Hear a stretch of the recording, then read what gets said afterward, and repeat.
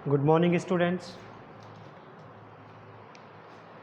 कस्तूरी देवी महाविद्यालय चाकसू की online classes में आपका हार्दिक स्वागत है। आज हमारा जो ये वीडियो है वो है बीएससी पार्ट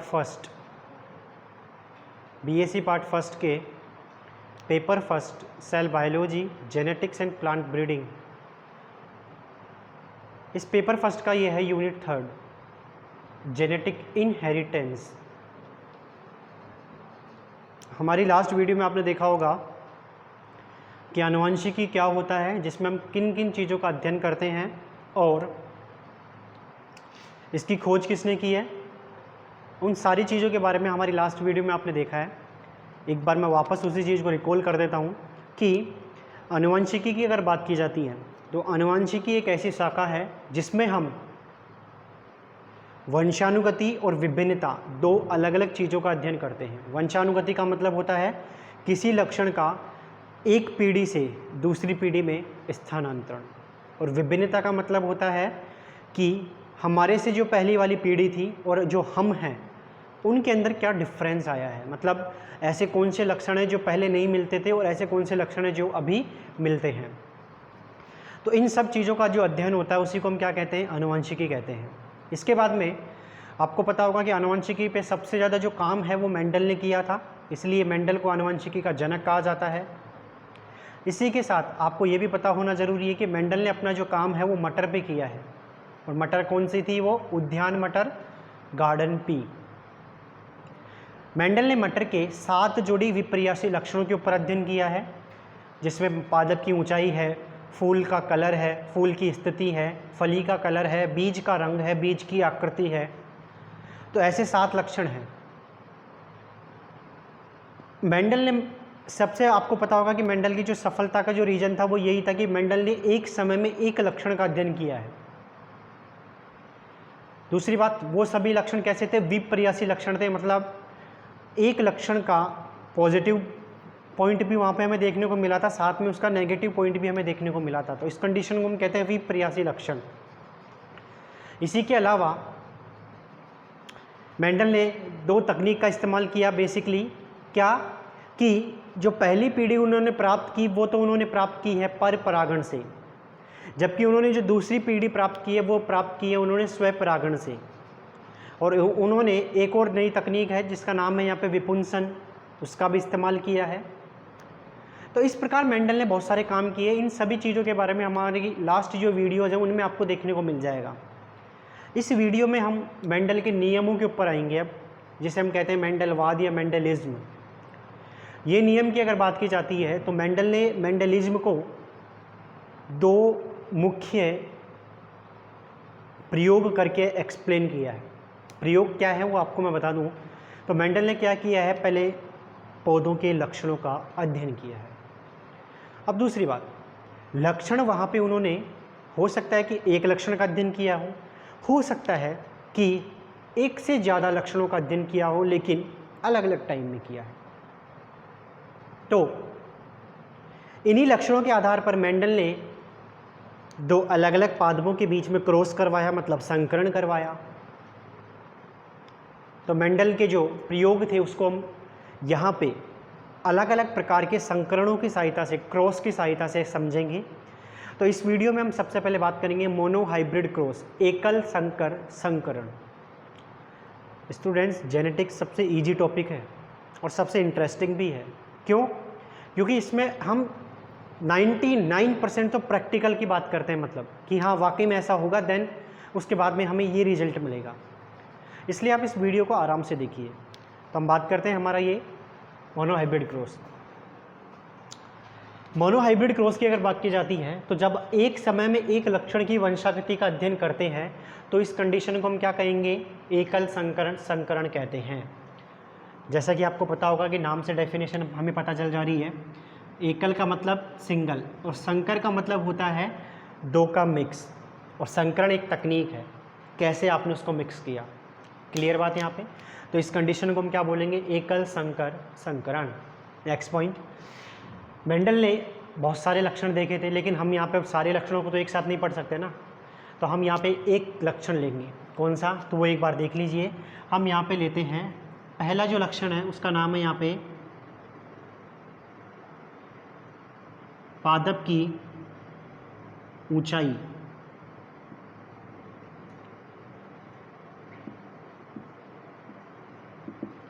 ठीक है, और आपको पादप की ऊंचाई की अगर बात की जाती है तो पादप की ऊंचाई के अंदर मैंने बताया था आपको लास्ट वीडियोस के अंदर कि पादप का जो लंबापन है, ये लंबापन प्रभावी लक्षण के अंतर्गत आता है, जबकि पादप का जो बौनापन है,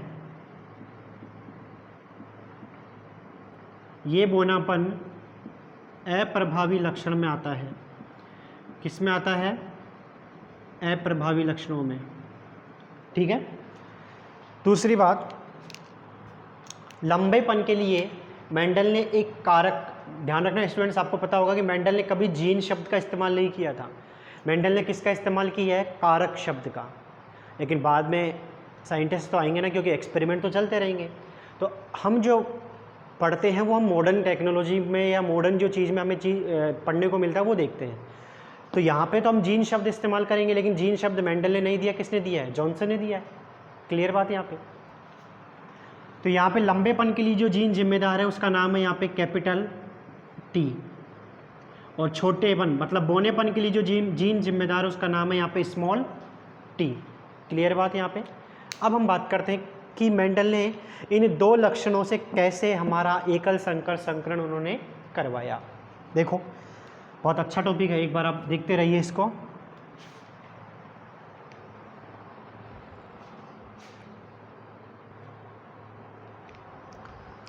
तो यहाँ पे आपने देखा कि दो प्रकार के लक्षण जो है वो हम यहाँ पे स्टडी करेंगे। तो हम सबसे पहले बात करते हैं यहाँ पे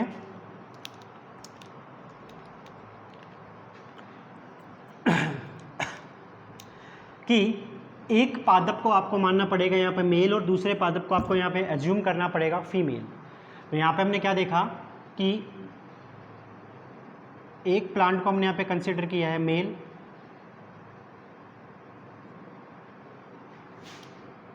एक को हम यहाँ पे कंसिडर करेंगे फीमेल। ठीक है, दूसरी बात, यहाँ पे जो मेल है या फीमेल है उसके आधार पर प्रभावी और अप्रभावी नहीं है, ध्यान रखना ये बात। यहाँ पे तो आप अपनी मर्जी से प्रभावी और अप्रभावी सेलेक्ट करेंगे। तो मैं तो आपकी जो इच्छा होगी उसके अकॉर्डिंग आप कर सकते हैं, लेकिन मैंने यहाँ पे क्या माना कि यहाँ पे जो मेल है वो कैसा प्लांट है, यहाँ पे लंबा पादप है। कैसा है? लंबा है। तो जीन कैसा होगा इसका? यहाँ पे capital T capital T. Students ये एकल संकर संकरण अगर आपको समझ में आ जाएगा तो द्विसंकर संकरण और त्रिसंकर संकरण में कोई दिक्कत नहीं आएगी। इसलिए आप इस वीडियो को ध्यान से देखें। एक पादप जो है उसको हमने यहाँ पे क्या माना है कि ये कैसा है? बौना पादप है। तो यहाँ पे ये क्या हो जाएगा? Small T small T. कई स्टूडेंट सोच रहे होंगे कि सर ने यहाँ पे तो केवल एक सिंगल टी लिखा और एक स्मॉल टी लिखा है सिंगल। तो आपको मैं बता दूं कि ये तो इसका प्रदर्शन है जीन का, कि लंबेपन को हम किस जीन से प्रदर्शित करेंगे और बौनेपन को किस जीन से प्रदर्शित करेंगे। लेकिन जीन हमेशा जोड़े में रहते हैं। वो कहते हैं ना कि बिना जोड़े के कोई काम नहीं होता, क्योंकि ताली भी तो एक हाथ से तो बज नहीं सकती ना, दो हाथ से बजेगी। इसलिए जीन भी बेचारे क्या होते हैं? डबल रहते हैं, मतलब जोड़े में रहते हैं। इसलिए हमने क्या कहा कि लंबेपन के लिए जो जीन होगा कैपिटल टी वो भी जोड़े में मिलेगा, और बौनेपन के लिए जो जीन होगा स्मॉल टी वो भी हमें किस में मिलेगा? पेयर में मिलता है। दूसरी बात, ये सारे के सारे क्या हैं? पैतृक पादप हैं। क्या है ये? पैतृक। और पैतृक के साथ साथ ये कैसे हैं? शुद्ध है ना, ये इसमें किसी भी प्रकार की कोई मिलावट तो नहीं है ना अभी। ठीक है, यह शुद्ध को यहाँ पे आप ना लिख करके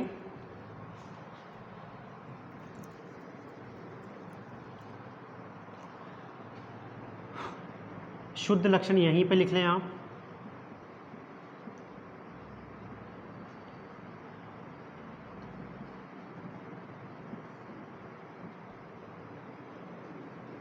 ठीक है, ध्यान रखना स्टूडेंट्स। अब जो चीज़ आने जा रही है ना वही है इसका सबसे टर्निंग पॉइंट, क्योंकि बहुत सारे स्टूडेंट जो है ना इस चीज़ को रटते हैं रटना नहीं है, अपने को समझना है क्या कि अब इससे ये जो मुख्य पादप है जिसका यहाँ पे जीन प्रारूप है हमारा कैपिटल टी, लक्षण प्रारूप है लंबापन, स्मॉल टी लक्षण प्रारूप है बौनापन। यहाँ से अब क्या बनेगा, युग्मक। क्या बनेगा यहाँ पे, युग्मक।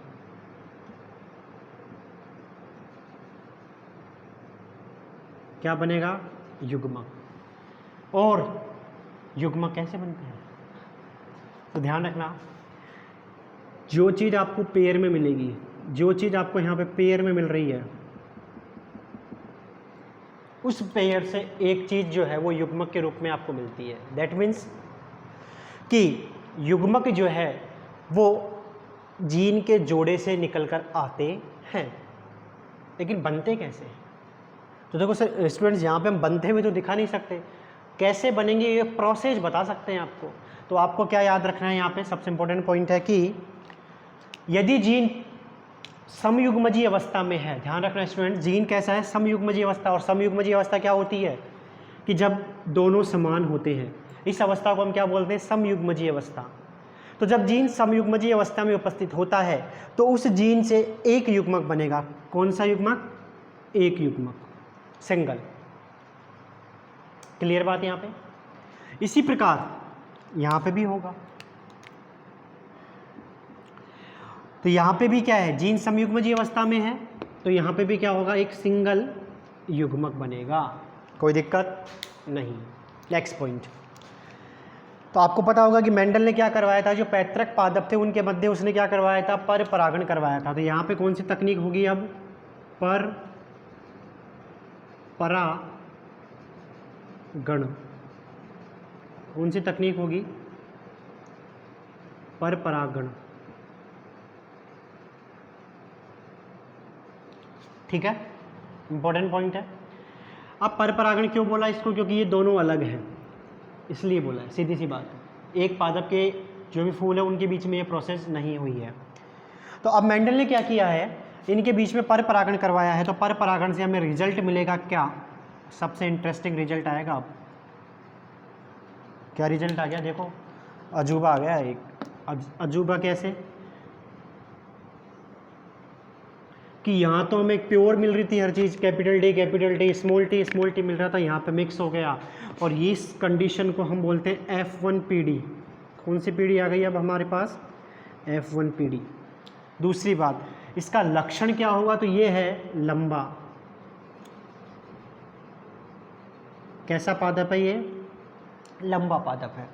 दूसरी बात, किस अवस्था में है ये, विषम युग्मजीय अवस्था में।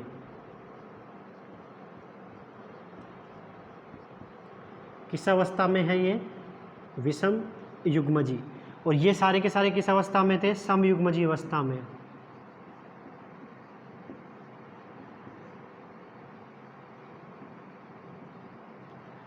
ठीक है स्टूडेंट्स, यहाँ से एक छोटा सा कन्फ्यूजन आ रहा होगा अभी आपके दिमाग में, जो दूर हो जाएगा। मैं बता देता हूँ क्या आ रहा है कि सर यहाँ पे कैपिटल टी के लिए भी आपने लंबापन लिखा है और इस कैपिटल टी स्मॉल टी के लिए भी यहाँ पे लंबापन लिखा है। साइंस हमेशा प्रूफ देती है। क्या प्रूफ है, दिस इज़ द प्योर लंबा, मतलब शुद्ध लंबा। बट ये कैसा होगा, अशुद्ध लंबा होगा। ये कैसा लंबा होगा, ये अशुद्ध। दैट मीन्स एक और पॉइंट हमारे दिमाग में आ गया, क्या कि सर ये लंबाई क्यों आया, बोना भी तो आ सकता था। तो स्टूडेंट्स ध्यान रखना, यहाँ पे मैंने इसलिए उसको प्रभावी और अप्रभावी से प्रदर्शित किया है कि प्रभावी लक्षण वो होते हैं जो F1 PD में प्रदर्शित होते हैं। प्रभावी लक्षण वो होते हैं जो F1 PD में प्रदर्शित होते हैं। तो अगर यहाँ पे बोनापन प्रदर्शित होता तो बोनापन प्रभावी हो जाता ना, लेकिन बोनापन तो क्या है, अप्रभावी है। और इसी आधार पर कि F1 PD में जो लक्षण हमें मिलता है उसी आधार पर इनको प्रभावी और अप्रभावी बोला है। तो आप ये मत समझ लीजिए कि पहले प्रभावी और अप्रभावी आ गए थे, ये इसके बेस पे आए हैं। ये क्लियर बात यहाँ पे। तो कहने का सीधा सा मतलब है कि ये एकल संकर संकरण है जिसमें हमने शुद्ध पैतृक लक्षणों के बीच में क्या करवाया, क्रॉस करवाया। तो हमें एक अशुद्ध लंबा मिलता है, अशुद्ध प्रभावी पादप प्राप्त होता है जिसे हम क्या कहते हैं, F1। समयुग्मजी पादपों के बीच में जब क्रॉस करवाया जाता है तो हमें क्या मिलता है, विषम युग्मजी पादप मिलता है। क्लियर बात यहाँ पे। इसको मैं थोड़ा सा एक थ्योरेटिकल रूप से समझा देता हूँ कि जब मेंडल ने क्रॉस करवाया तो मेंडल ने क्या लिया, एक लंबा पादप लिया और एक बोना पादप लिया। ठीक है, ये तो समझ में आ रहा है हमारे। लेकिन जब रिजल्ट उसको मिला तो रिजल्ट में उसने क्या देखा कि जो F1 पीढ़ी आ रही है वो F1 पीढ़ी, ध्यान रखना स्टूडेंट्स, F1 पीढ़ी इस जगह की आई है। अब मतलब ना तो बोनी है ना लंबी है अच्छे तरीके से, तो इसको हम बोलते हैं कंडीशन को अशुद्ध लंबा। क्लियर बात है यहाँ पे। दूसरी बात, मेंडल ने पैतृक पादप में क्या करवाया है, पर परागण। तो मेंडल अब F1 पीढ़ी के बाद में प्राप्त करेगा F2 पीढ़ी, और F2 पीढ़ी के लिए मेंडल ने जिस तकनीक का इस्तेमाल किया है उस तकनीक का नाम है यहाँ पे स्व परागण। कौन सी तकनीक, स्व परागण।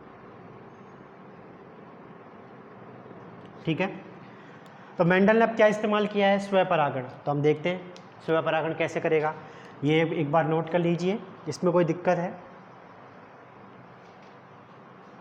अब हम बात करते हैं यहाँ पे स्व परागण किस तरीके से करवाया जाएगा।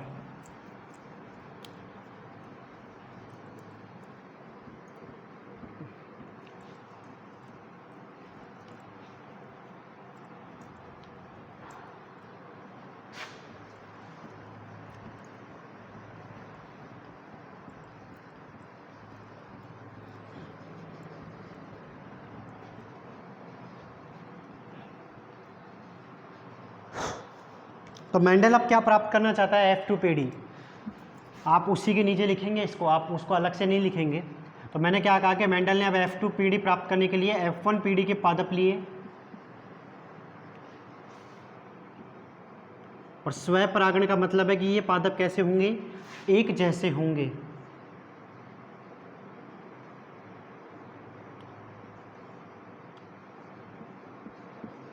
क्या करवाया है अब इसने, स्व परागण। ठीक है, स्व परागण करवाने से पहले एक चीज और देख लीजिए कि ये किस अवस्था में उपस्थित है। अब यहाँ पे अशुद्ध लंबे पादप,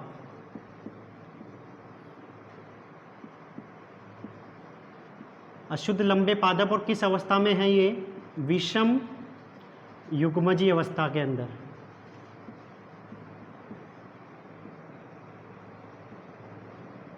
अशुद्ध लंबे पादप और ये किस अवस्था में उपस्थित है, विषम युग्मजी अवस्था में। तो अभी जस्ट हमने देखा था कि सबसे पहले हम क्या प्राप्त करेंगे, युग्मक। तो यहाँ पे भी वही बात होगी कि युग्मक अगर हम बनाएंगे तो यहाँ पे ध्यान रखना स्टूडेंट्स, कितने युग्मक मिलेंगे आपको, 2 युग्मक। कितने युग्मक मिलेंगे आपको, 2 युग्मक। क्योंकि मैंने आपको कहा था कि अगर समयुग्मजी अवस्था में जीन उपस्थित होगा तो समयुग्मजी अवस्था से केवल 1 युग्मक आएगा जोड़े में से। तो यहाँ पे ये विषम युग्मजी अवस्था है, तो जब जीन विषम युग्मजी अवस्था में उपस्थित होता है तो उसके जोड़े से दोनों के दोनों जो जीन हैं वो युग्मक के रूप में काम आते हैं। तो यहाँ पे कितने युग्मक मिलेंगे हमें, 2। एक आएगा यहाँ पे कैपिटल टी और एक आएगा यहाँ पे स्मॉल टी। ऐसी की ऐसी ही अवस्था हमें यहाँ देखने को मिलेगी। एक होगा यहाँ पे कैपिटल टी और एक होगा यहाँ पे स्मॉल टी। क्लियर बात है यहाँ पे। इसको हम क्या कहेंगे, अब युग्मक नाम दे दिया जाएगा इनको।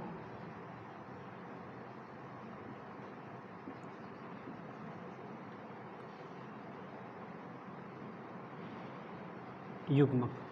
ठीक है, बात वही आ गई कि अब ये युग्मक आपस में क्या करेंगे, क्रॉस करेंगे। तो देख लीजिए एक बार, आप इनको जब क्रॉस करवाएंगे तो क्या मिलेगा हमें। ये नेचुरल पॉइंट है स्टूडेंट्स कि आपको एक को मेल एंड फीमेल मानना पड़ेगा। विदाउट मेल एंड फीमेल कोई नया रिजल्ट थोड़ी मिलता है आपको। तो यहाँ पे हमने क्या देखा कि ये जो पादप है, ये जो पादप, ये युग्मक किसके साथ क्रॉस करेगा, इसके साथ। मैं अलग अलग लाइन से ड्रॉ कर रहा हूँ ताकि आपको मिक्स में दिक्कत ना आ जाए एक जैसी। वापस ये युग्मक किसके साथ क्रॉस करेगा, इसके साथ। और इसी तरीके से ये भी किसके साथ क्रॉस करेगा, इसके साथ एक बार।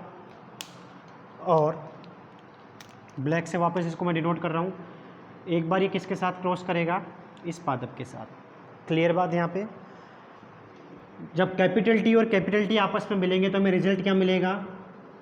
Capital T capital T.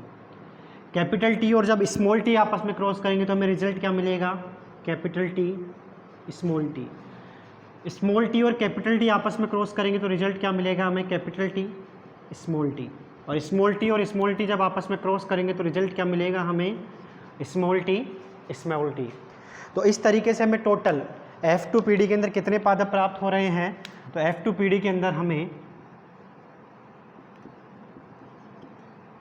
F2PD के अंदर टोटल 4 पादप, कितने पादप प्राप्त हुए? टोटल 4 पादप। क्लियर बात यहाँ पे? जीन प्रारूप तो आपको बिल्कुल दिख रहा होगा क्योंकि जीन का जो संगठन है वो तो एज इट इज़ आपको दिखाई दे रहा है, लेकिन अब हम इसके साथ इसके लक्षणों के बारे में भी बात करेंगे। तो ये तो है यहाँ पे शुद्ध लंबा पादप। कैसा पादप है? शुद्ध लंबा। और ये कैसा है यहाँ पे? अशुद्ध लंबा। ये भी कैसा है? अशुद्ध लंबा।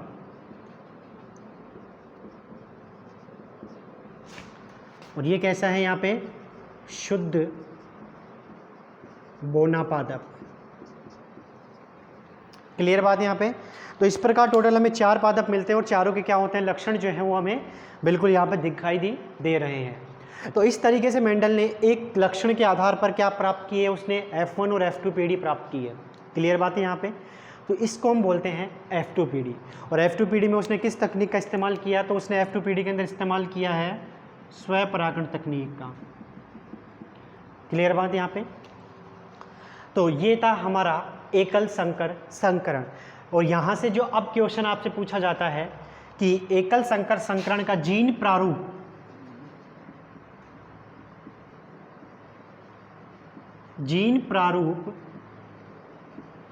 अनुपात, तो मैं आपको यहाँ पे जीन प्रारूप अनुपात बताता हूँ। एक जीन आपको ये मिला है, एक जीन आपको ये मिला है और एक जीन आपको ये मिला है। इसके अलावा और कोई जीन थोड़ी दिखाई दे रहे हैं आपको, नहीं ना? तो इसका अनुपात क्या हो जाएगा? इसके नंबर कितने हैं यहाँ पे? 1 अनुपात, इसके नंबर कितने हैं? 2 अनुपात, और इसके नंबर कितने हैं? 1। क्लियर बात यहाँ पे? इसके बाद में इसका पूछा जाता है आपसे लक्षण प्रारूप अनुपात।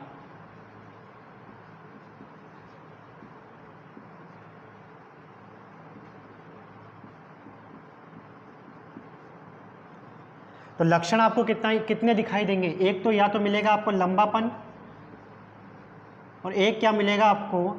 बोना। शुद्ध और अशुद्ध को यहाँ पे कंसीडर नहीं किया जाता है। तो लंबे टोटल कितने पादप मिल रहे हैं आपको यहाँ पे? 3। और बोने कितने मिल रहे हैं? 1। तो इस प्रकार सबसे इंपॉर्टेंट पॉइंट यहाँ पे जो आता है वो ये आता है कि एकल संकर संकरण का जीन प्रारूप अनुपात तो है हमारा 1:2:1, जबकि इसका लक्षण प्रारूप अनुपात है 3:1। क्लियर बात यहाँ पे?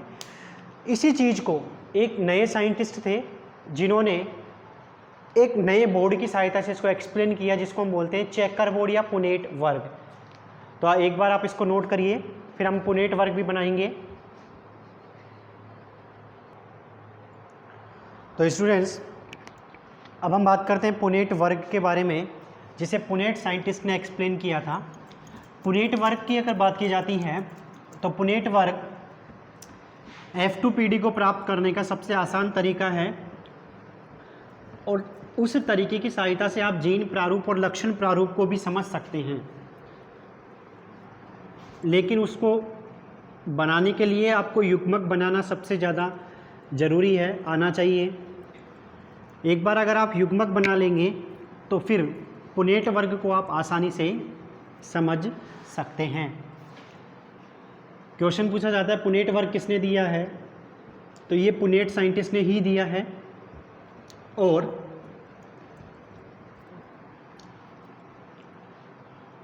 इसे चेकर बोर्ड के नाम से भी जाना जाता है।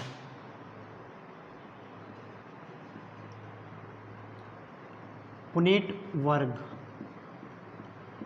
या इसी को कहा जाता है चेकर बोर्ड। ठीक है, पुनेट वर्ग की अगर बात की जाती है तो सीधी सी बात आपको मैं बता दूं, ये बेसिकली होता किसके लिए है, ये F2PD के लिए होगा। तो आपको पता है कि F2PD की अगर बात की जाती है तो F2PD के अंदर हमने कैपिटल T और स्मॉल t जो F1PD मिली थी, इसका क्या करवाया था हमने, यहाँ पे स्वैप परागण जो है वो करवाया था। ठीक है, तो ये आपको पता है। अब हम क्या करेंगे, तो हम इसके युग्मक बनाएंगे। तो युग्मक बनाना सबसे पहले ज़रूरी है कि आपको युग्मक बनाना आना चाहिए। तो युग्मक हमने बनाया तो हमें युग्मक कितने मिल गए, कैपिटल T और स्मॉल t। एक ऐसा ही पादप और होगा, तो आप क्या करेंगे, सबसे पहले एक बॉक्स का फॉर्मेशन करेंगे,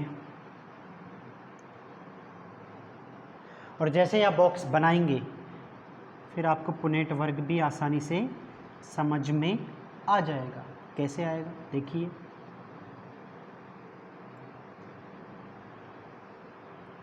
ठीक है। तो एक साइड आप एक युग्मक लिखेंगे कैपिटल T और स्मॉल t। यहाँ पे आप बीच में एक लाइन खींच सकते हैं जिससे आपको एक को मेल और फीमेल मानने में कोई दिक्कत ना रहे। ठीक है, और एक तरफ आप लिखेंगे यहाँ पे दूसरे युग्मक जो कि कैपिटल T स्मॉल t ही है। तो अब आपको क्या करना है, इसके अंदर एक बार इस T को इस T के साथ क्रॉस करवाएंगे तो आपको क्या मिल जाएगा, यहाँ पे कैपिटल T कैपिटल T। और इस वाले T को जब स्मॉल t से क्रॉस करवाएंगे तो हमें क्या मिल जाएगा, कैपिटल T स्मॉल t। इस स्मॉल t को कैपिटल T से जब क्रॉस करवाएंगे तो आपको क्या मिल जाएगा, यहाँ पे कैपिटल T स्मॉल t। और स्मॉल t को जब स्मॉल t के साथ क्रॉस करवाया जाएगा तो क्या मिलेगा आपको, यहाँ पे small t small t। Clear बात है यहाँ पे। तो this is the checker board या पुनेट वर्ग, जिसमें हमें आसानी से क्या देखने को मिल रहा है कि 4 पादप हमें प्राप्त हो रहे हैं। इस पादप की अगर बात की जाती है तो यहाँ से आप जीन प्रारूप लिख सकते हैं।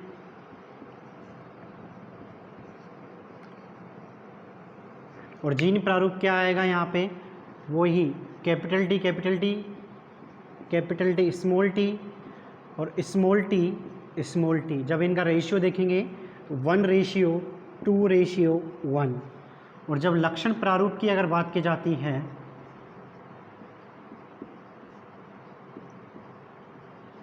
तो लक्षण प्रारूप की अगर हम बात करेंगे तो कितना आ जाएगा, यहाँ पे एक लंबापन आ जाएगा यहाँ पे, और एक लक्षण होगा यहाँ पे बौनापन। लंबेपन के पादप कितने, 3, और बौनापन के पादप 1। तो लक्षण प्रारूप क्या हो जाएगा इसका, 3:1। क्लियर बात है यहाँ पे। तो इस तरीके से आप चेकर्ड बोर्ड की सहायता से भी एकल संकर संकरण हो या द्विसंकर संकरण हो, उनको आप आसानी से बना सकते हैं।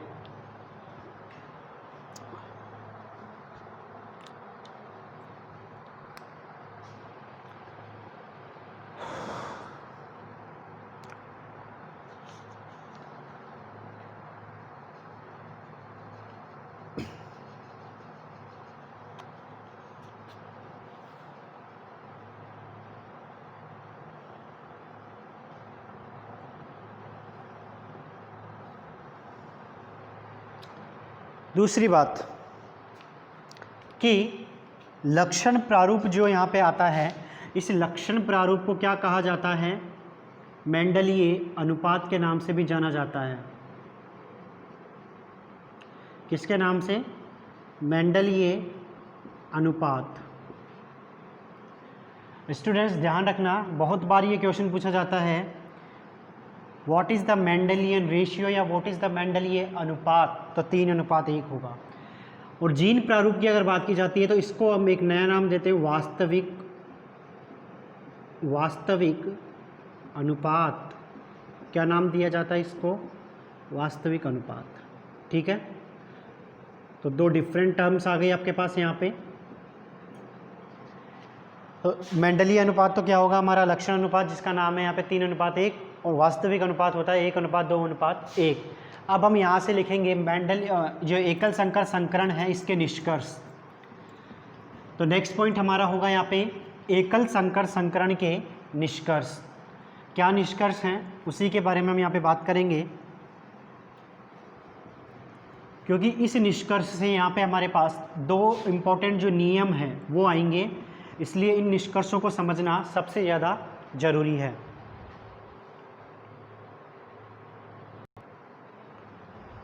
अब हम बात करते हैं यहाँ पे एकल संकर संकरण के निष्कर्षों के बारे में। तो स्टूडेंट्स, सबसे इम्पोर्टेंट पॉइंट है ये हमारे पास कि एकल संकर संकरण के जो निष्कर्ष हैं, उन्हीं निष्कर्षों के आधार पर बहुत सारे जो नियम हैं वो दिए गए हैं। कौन कौन से नियम हैं वो दिए गए हैं जिसके बारे में बात करेंगे। सबसे पहला पॉइंट है कि एक लक्षण को एक जोड़ी कारक नियंत्रित करते हैं, अर्थात कारक जो हैं वो जोड़े में उपस्थित होते हैं। आपने देखा होगा कि कैपिटल टी, स्मॉल टी, यानी कि जो कारक शब्द जो कि मेंडल ने इस्तेमाल किया था वो कारक किस में उपस्थित होते हैं? जोड़े में। यानी कि कारक क्या होंगे? जोड़े में उपस्थित होंगे, जिसे बाद में जाकर जीन बोला गया था। और जीन किस में उपस्थित होते हैं? जोड़े में उपस्थित होते हैं। लेकिन जब भी आप इसको मेंडलिज्म के अंदर लिखेंगे तो कभी भी आप जीन शब्द का इस्तेमाल नहीं करेंगे, ये ध्यान रखना है आपको, ठीक है। इसके बाद में जब हम लंबे पादप का क्रॉस छोटे पादप से कराते हैं तो F1 पीढ़ी में हमें वही लक्षण दिखाई देते हैं जो क्या होते हैं? प्रभावी होते हैं। क्योंकि हमने देखा था कि F1 पीढ़ी में हमें केवल लंबापन दिखाई दिया, और लंबापन वहाँ पे प्रभावी है, इसलिए वो हमें दिखाई दे रहा है। अर्थात केवल हमें F1 पीढ़ी में क्या दिखेगा? प्रभावी लक्षण दिखेगा। इसी को क्या कहा जाता है? एक नियम बोल दिया इसे, जिसे हम कहते हैं प्रभाविता का नियम। तो ये वेरी इंपॉर्टेंट लाइन है कि प्रभाविता का नियम क्या होता है, यानी कि ऐसे नियम, इस नियम के अनुसार वो लक्षण जो F1 पीढ़ी में प्रदर्शित होता है वो प्रभावी कहलाता है। इस नियम के दो अपवाद हैं, पहला है अपूर्ण प्रभाविता और दूसरा है यहाँ पे सप्रभाविता। ये क्या होती है, इनके बारे में हम डिटेल से पढ़ेंगे। इसके बाद में युग्मक निर्धारण के समय अर्धसूत्री विभाजन होता है, जिससे एक ही कारक युग्मक में उपस्थित हो पाता है। इसे क्या कहा जाता है? पृथक्करण का नियम कहते हैं। आपने देखा था कि कैपिटल टी से केवल एक ही कारक कैपिटल टी ही हमारे को देखने को मिलता है युग्मक में। तो वो किसकी वजह से देखने को मिलता है? बिकॉज उसमें क्या होता है? अर्धसूत्री विभाजन होता है। और अर्धसूत्री विभाजन में आपको पता होगा कि अर्धसूत्री विभाजन के अंदर तो कोई भी जो चीज़ होती है वो आधी हो जाती है। क्लियर बात यहाँ पे? यानी कि युग्मक निर्धारण के समय हमें क्या देखने को मिलता है? अर्धसूत्री विभाजन। और अर्धसूत्री विभाजन की वजह से कारक में केवल, मतलब जो युग्मक है उस युग्मक में केवल एक ही कारक उपस्थित होता है। और इस नियम को फिर क्या नाम दे दिया? पृथक्करण का नियम। नेक्स्ट पॉइंट, युग्मकों में हमेशा एक ही कारक आपने देखा है अगर वो सब युग्मजी हैं तो। इसका मतलब वो क्या है? शुद्ध है ना, वो प्योर है बिल्कुल। इसलिए इसको एक नया नाम दे देते हैं युग्मकों की शुद्धता का नियम।